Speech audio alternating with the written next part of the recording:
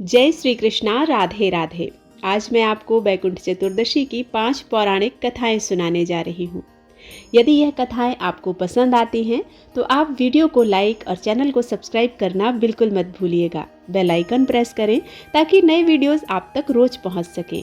अब सुनिए वैकुंठ चतुर्दशी की 5 पौराणिक कहानियाँ। वैकुंठ चतुर्दशी पर भगवान शिव और श्री हरि विष्णु जी का मिलन होता है और इस दिन को हरिहर मिलन कहा जाता है। इस मिलन पर दोनों ही भगवान को एक दूसरे की पसंद की वस्तुएं अर्पित की जाती हैं। भगवान शिव और विष्णु की एक साथ वैकुंठ चतुर्दशी पर पूजा होती है। इस दिन दिवाली की तरह ही दोनों देवताओं का मिलन का उत्साह मनाया जाता है। वैकुंठ चतुर्दशी की पहली पौराणिक कथा के अनुसार सतयुग की एक घटना का विवरण धार्मिक पुस्तक में मिलता है। इसके अनुसार जब भगवान विष्णु को अपनी भक्ति से प्रसन्न कर राजा बलि उन्हें अपने साथ पाताल लोक ले गए, उस दिन आषाढ़ मास के शुक्ल पक्ष की एकादशी तिथि थी। 4 माह तक वैकुंठ लोक श्रीहरि के बिना सूना रहा और सृष्टि का संतुलन गड़बड़ाने लगा। तब माँ लक्ष्मी विष्णु जी को वापस वैकुंठ लाने के लिए पाताल गईं। इस दौरान राजा बलि को भगवान विष्णु ने वरदान दिया कि वह हर साल 4 माह के लिए उनके पास पाताल रहने आएंगे। इसलिए भगवान विष्णु हर साल 4 माह के लिए पाताल अपने भक्त बलि के पास जाते हैं। जिस दिन माँ लक्ष्मी के साथ भगवान विष्णु वैकुंठ धाम वापस लौटे, उस दिन कार्तिक मास के शुक्ल पक्ष की एकादशी तिथि थी। इस दिन भगवान विष्णु के वैकुंठ लौटने के उत्सव को उनके जागने के उत्सव के रूप में मनाया जाता है। कार्तिक शुक्ल पक्ष की एकादशी को श्री हरि के जागने के बाद चतुर्दशी तिथि को भगवान शिव की पूजा के लिए काशी आए थे। इस व्रत कथा का उल्लेख सनत कुमार संहिता में इस प्रकार से दिया हुआ है। इसे आप ध्यान पूर्वक सुनिएगा। सतयुग में कार्तिक शुक्ल चतुर्दशी के दिन वैकुंठ के अधिपति भगवान विष्णु वैकुंठ से वाराणसी आए। ब्रह्म मुहूर्त में मणिकर्णिका घाट पर स्नान करके 1000 कमल पुष्प लेकर परम भक्ति से भगवान शिव का पूजन करने के लिए पहुँचे। उन्होंने कमल पुष्पों से भगवान शिव का पूजन आरंभ किया। वे मंत्रोच्चार के साथ एक एक करके कमल पुष्प शिवलिंग पर चढ़ाते गए। जब 999 कमल पुष्प चढ़ाए जा चुके तो भगवान विष्णु चौंके, क्योंकि 1000वां कमल पुष्प गायब था। भगवान विष्णु ने इधर उधर नजरें दौड़ाकर उस कमल पुष्प को खोजा, लेकिन वह मिलता भी कैसे। उसे तो स्वयं भगवान शिव ने बड़ी चालाकी से भगवान विष्णु जी की परीक्षा लेने के लिए छिपा लिया था। अब तो भगवान विष्णु परेशान हो उठे। कैसे शिवलिंग पर 1000 कमल पुष्प चढ़ाए जाएं? अगर अंतिम कमल पुष्प शिवलिंग पर नहीं चढ़ाया तो उनका संकल्प अधूरा रह जाएगा, और यदि वे एक कमल लेने जाते हैं तो उनका आसन भंग होता है। इसी उधेड़पुन में विचार करते हुए उन्हें यही सूझा कि मुझे मननशील प्राणी पुंडरीकाक्ष कहते हैं। चूंकि मेरे नेत्र कमल के समान हैं, तो क्यों ना इनमें से एक को कमल के बदले भगवान शिव पर अर्पित कर दूं। ऐसा विचार करते ही उन्होंने तुरंत अपनी एक आंख निकालकर भगवान शिव को अर्पित कर दी। यह देखकर भगवान शिव अत्यंत प्रसन्न हुए और बोले कि तीनों लोकों में मेरा आपसे बड़ा भक्त कोई नहीं है। मैंने आपको तीनों लोकों का राज्य दिया, जिसके पालक आप हो जाओ, आपका कल्याण हो। भगवान शिव ने श्रीहरि विष्णु से कहा, जो कुछ मनवांछित वर मांगना हो वह भी मांग लो।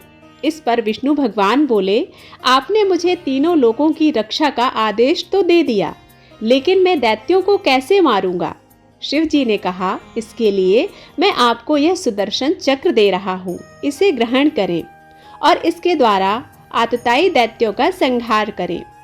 इस तिथि को आपने मुझे कमलों से पूजा है, इसलिए मैं आपको और भी वर प्रदान करता हूँ। इस प्रकार विष्णु भगवान को वर देकर शिव जी अंतर्ध्यान हो गए। तभी से मनुष्यों ने जीवन मुक्त होकर वैकुंठ धाम जाने के लिए इस व्रत को करना शुरू कर दिया। अब सुनिए वैकुंठ धाम की दूसरी कथा। एक बार की बात है, नारद जी पृथ्वी लोक से घूमकर वैकुंठ धाम पहुँचे।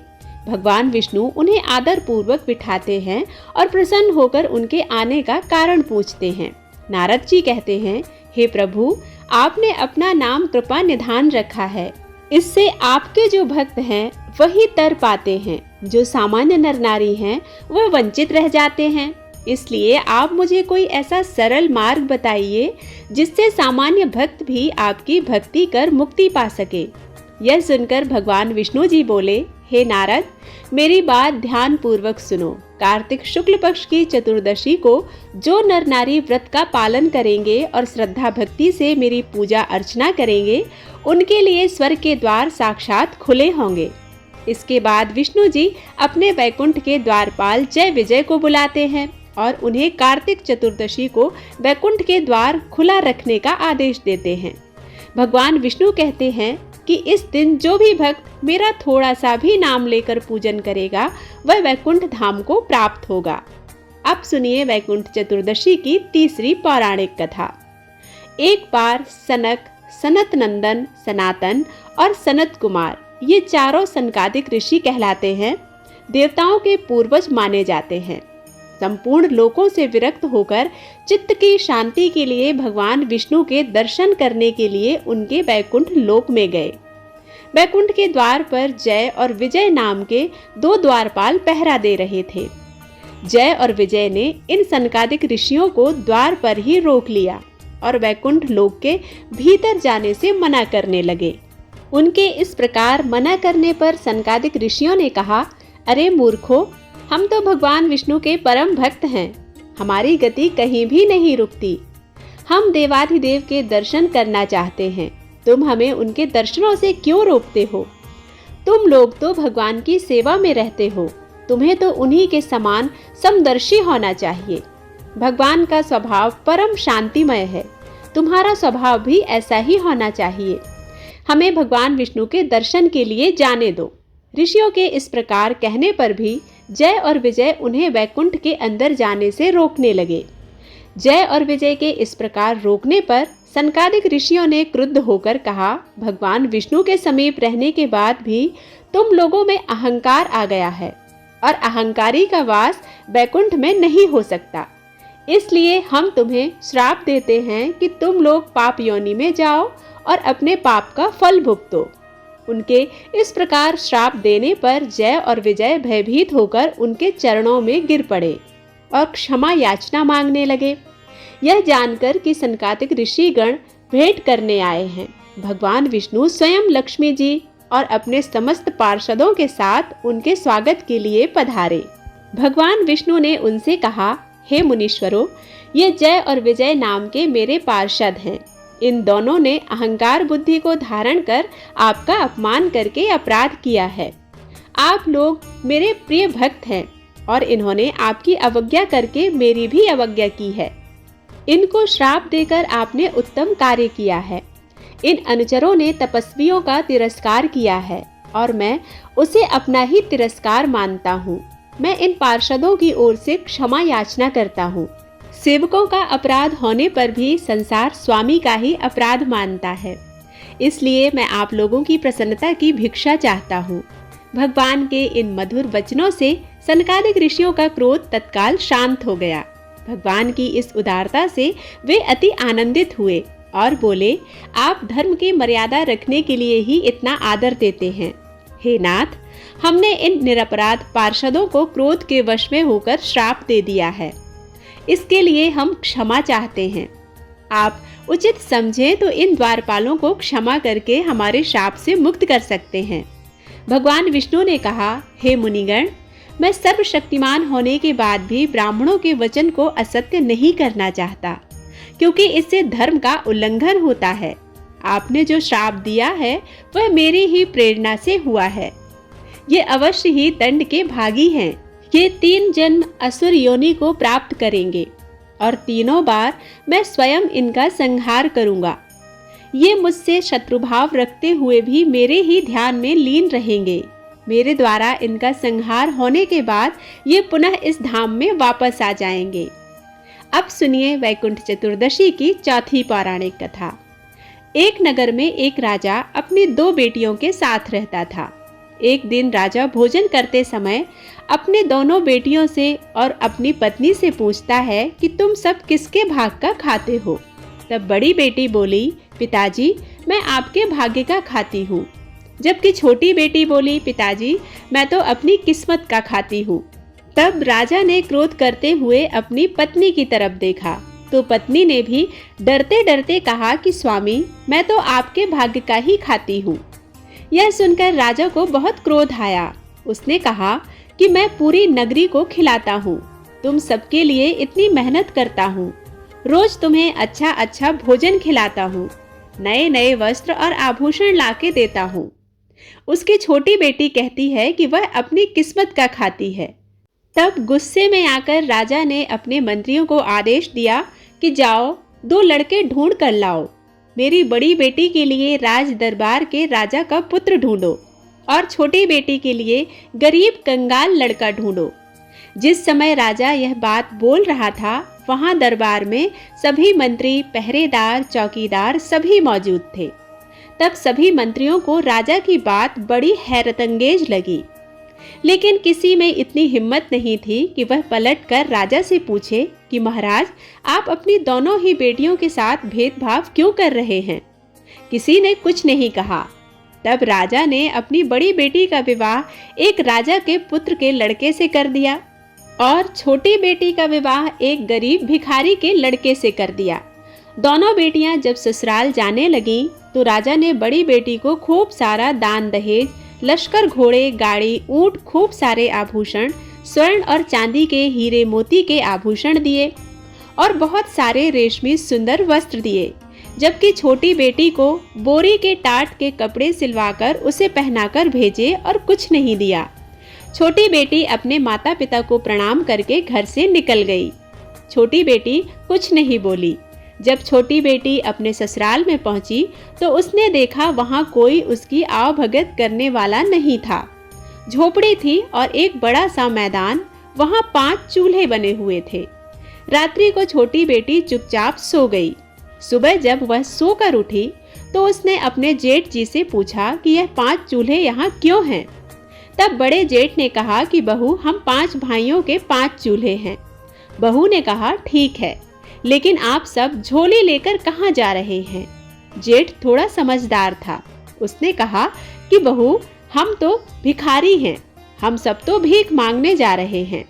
बहू तुम तो बहुत पैसे वाले राजा की बेटी हो, तुम्हारे मंत्री ने एक रात्रि को जबरदस्ती मेरे 5वें छोटे भाई को पकड़कर तुम्हारे साथ ब्याह करवा दिया है।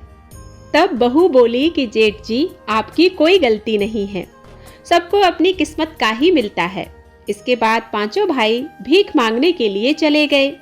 पीछे से बहू ने पूरे घर की साफ सफाई की, पूरे घर को गोबर से लीपकर आंगन को भी गोबर से लीपा और साफ किया। इसके बाद बड़े जेठ के चूल्हे को छोड़कर सभी के चूल्हे वहां से हटा दिए। शाम को जब 5 भाई आए और घर को साफ सुथरा देखा, चूल्हे हटे हुए देखे तो 4 छोटे भाइयों को बहुत क्रोध आया। उन्होंने कहा हमारे चूल्हे कहाँ हैं। तब नई बहू बोली कि आज से हम एक ही चूल्हे पर भोजन बनाएंगे, मैं खाना पकाऊंगी और आप सब खाएंगे। यह सुनकर सबको बहुत अच्छा लगा। तब बहू ने कहा कि पहले आप सब नदी पर जाकर नहा धोकर आते समय ठाकुर जी के मंदिर के दर्शन करके आना।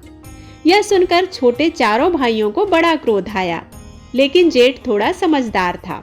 उसने कहा जैसा बहू कह रही है वैसा ही करेंगे। आज से पहले कभी भी नहाए हुए नहीं थे। 4 भाइयों ने नहाने के लिए मना कर दिया, लेकिन बड़ा भाई समझदार था। उसने कहा जैसा बहू कह रही है हम सब वैसा ही करेंगे। सभी तालाब पर नहाने के लिए चले गए।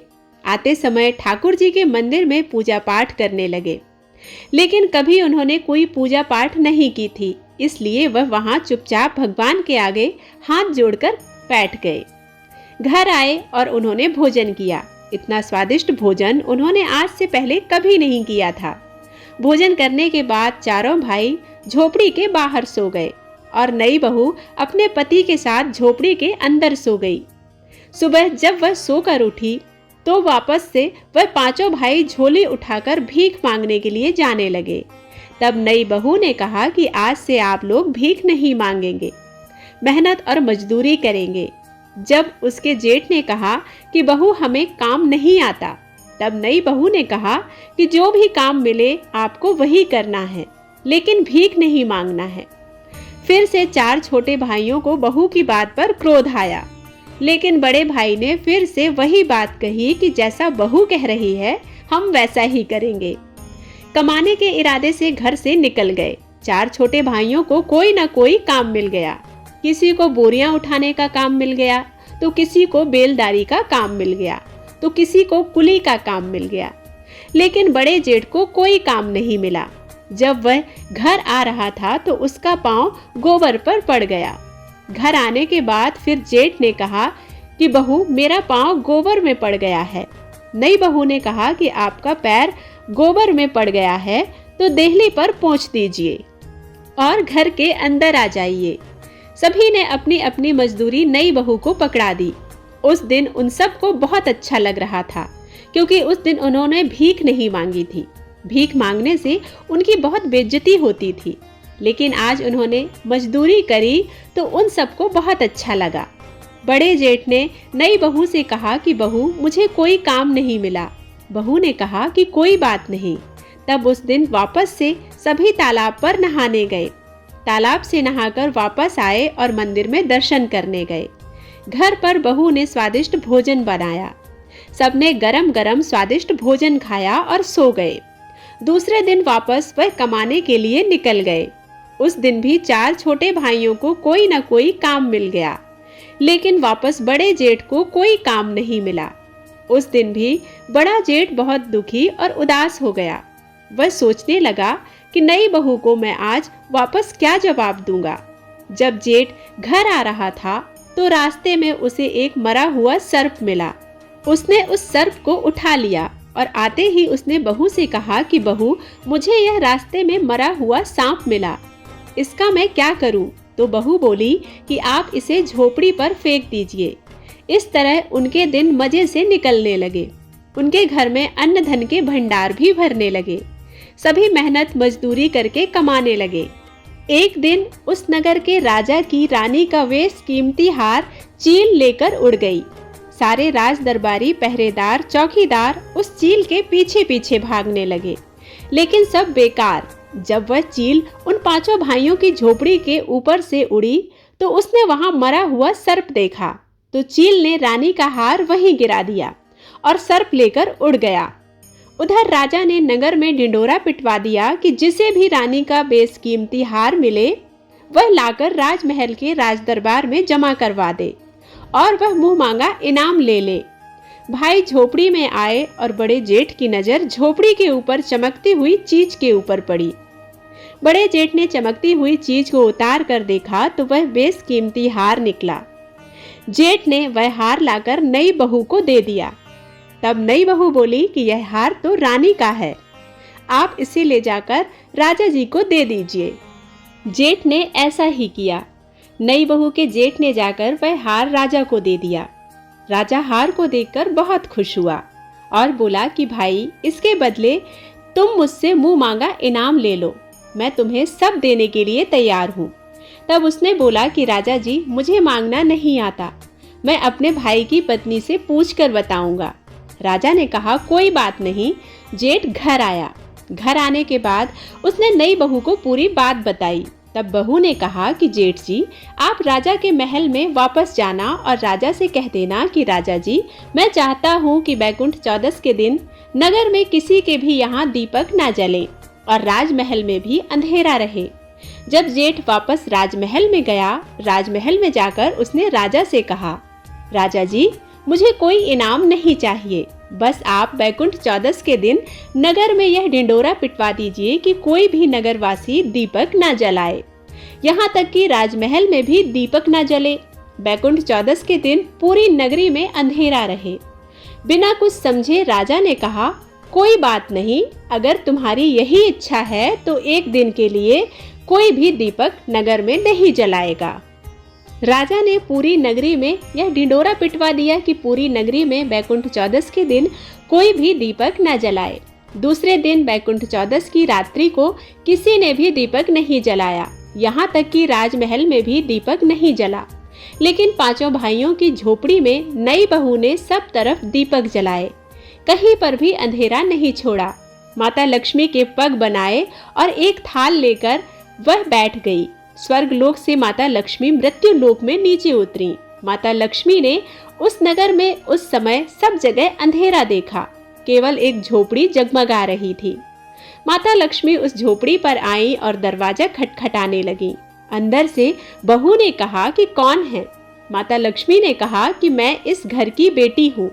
बहू ने अंदर से कहा, हमारे घर में आपके लिए कोई जगह नहीं है, क्योंकि हमारे पास खुद के खाने के लिए कमी है। हम आपको कहाँ से खिलाएंगे? थोड़ी देर बाद माता लक्ष्मी ने फिर से दरवाजा खटखटाया। बहू ने अंदर से पूछा, कौन है? माता लक्ष्मी ने कहा, मैं इस घर की बहू हूँ। तब भी नई बहू ने दरवाजा नहीं खोला। तीसरी बार माता लक्ष्मी ने फिर से दरवाजा खटखटाया। तब नई बहू ने कहा कि आप कौन हैं? तो माता लक्ष्मी ने कहा कि मैं इस घर की बहू हूँ और 7 पीढ़ी तक इसी घर में रहूंगी। ऐसा सुनते ही नई बहू ने दरवाजा खोल दिया। जैसे ही माता लक्ष्मी ने झोपड़ी के अंदर पांव रखा तो उनका घर सुंदर महल में बदल गया। नई बहू ने माता लक्ष्मी को बैठने के लिए चौकी दी। माता लक्ष्मी ने कहा कि मैं तो पैसे वाले अमीर सेठ के घर में नहीं बैठूंगी, लेकिन नई बहू ने माता लक्ष्मी का हाथ पकड़कर चौकी पर बैठा दिया, क्योंकि चौकी पर बैठते ही माता लक्ष्मी ने साक्षात दर्शन दिए। तब नई बहू माता लक्ष्मी के चरणों में गिर पड़ी। नई बहू ने माता लक्ष्मी की आरती उतारी। लक्ष्मी जी की कृपा से उनका घर धन धान्य से भर गया। सुबह जब पांचों भाई सोकर उठे तो उनका घर महल में बदल चुका था। सभी भाइयों के आश्चर्य का ठिकाना नहीं रहा। धीरे धीरे वे नगर के सेठ कहलाने लगे और उनके भाई की पत्नी सेठानी कहलाने लगी। सब तरफ इनका कारोबार फैल गया।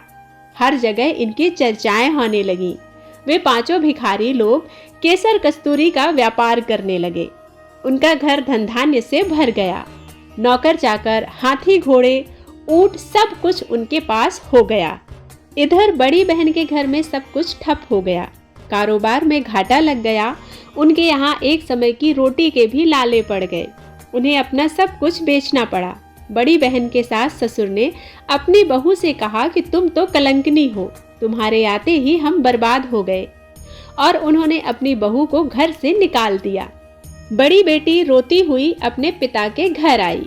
अपनी प्यारी लाडली बेटी की ऐसी हालत जब राजा ने देखी तो राजा बहुत दुखी हुए और राजा ने अपनी बड़ी बेटी से सारा हाल पूछा। बड़ी बेटी ने रोते रोते अपना सारा हाल अपने पिता को कह सुनाया। तब राजा मन ही मन सोचने लगा कि मैंने अपनी बड़ी बेटी को इतनी देखभाल करने के बाद ब्याह किया था, इसकी ऐसी हालत हो गई तो छोटी बेटी की क्या हालत होगी, पता नहीं वह जिंदा भी होगी या नहीं। अपनी छोटी बेटी के गांव में उसके हाल चाल पता करने के लिए राजा गया। तब राजा ने एक व्यापारी का वेश बनाया और केसर कस्तूरी बेचने के लिए अपनी छोटी बेटी के गांव में पहुंच गया। गांव में पहुंचते ही राजा ने जोर जोर से आवाज लगानी शुरू कर दी, केसर कस्तूरी ले लो, कोई केसर कस्तूरी ले लो। करते करते सुबह से दोपहर हो गई। तभी जिस गली में राजा ने आवाज लगाई, इसी गली में उसकी छोटी बेटी की हवेली नुमा एक मकान था। बेटी ने अपने पिता की आवाज पहचान ली। उसने ऊपर झरोखे में से झांक कर देखा तो राजा को देखते ही समझ गई कि यह उसी के पिता हैं। तब उसने अपने नौकरों से कहा कि बाहर जो आदमी केसर कस्तूरी बेच रहा है, उनकी केसर कस्तूरी मुंह मांगे दाम में खरीद लो और उन्हें आदर से बैठाओ और भोजन लेकर आओ। उन सब ने ऐसा ही किया। बहुत अच्छी कीमत पर केसर कस्तूरी खरीद ली और उन्हें भोजन के लिए आसन लगाकर बैठाया। नए नए पकवान उनके खाने के लिए परोसे गए। बीच बीच में छोटी बेटी नए नए कपड़े पहनकर, अच्छे अच्छे आभूषण पहनकर और लंबा घूंघट निकालकर उनको परोसने लगी। राजा ने मन में सोचा कि उनके यहाँ बहुत सारी नौकरानियां हैं। उसके पिता हंसते हुए बोले कि बेटी, क्या तुम यहाँ नौकरानी का काम करती हो? तब बेटी बोली, नहीं पिताजी, यह मेरा घर है, मैं यहाँ की सेठानी हूँ। अच्छा, तू सेठानी है, लेकिन तूने तो वही फटे पुराने कपड़े पहने हैं, वही बोरी के टाट वाले कपड़े पहन कर रखे हैं जिसे देकर मैंने तुझे विदा किया था।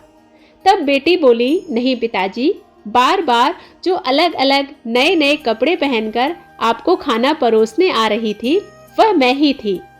और अब मैं जो आपके पास बोरी टाट वाले कपड़े पहनकर आई हूँ, यह भी मैं ही हूँ। पिताजी, मैं आज आपको बताना चाहती हूँ कि सब अपनी किस्मत का ही खाते हैं। यह मेरी किस्मत है जो आज मैं इस नगर की सेठानी हूँ, और यह आपकी किस्मत है कि आज आप अपने सर पर कस्तूरी बेच रहे हो। इसलिए पिताजी, आज के बाद कोई किसी को यह नहीं कहे कि वह एक दूसरे की किस्मत का खाते हैं। यह सुनते ही उसके पिताजी का मुंह भी नीचे हो गया और उसने कहा कि बेटी, तू जीती, मैं हारा।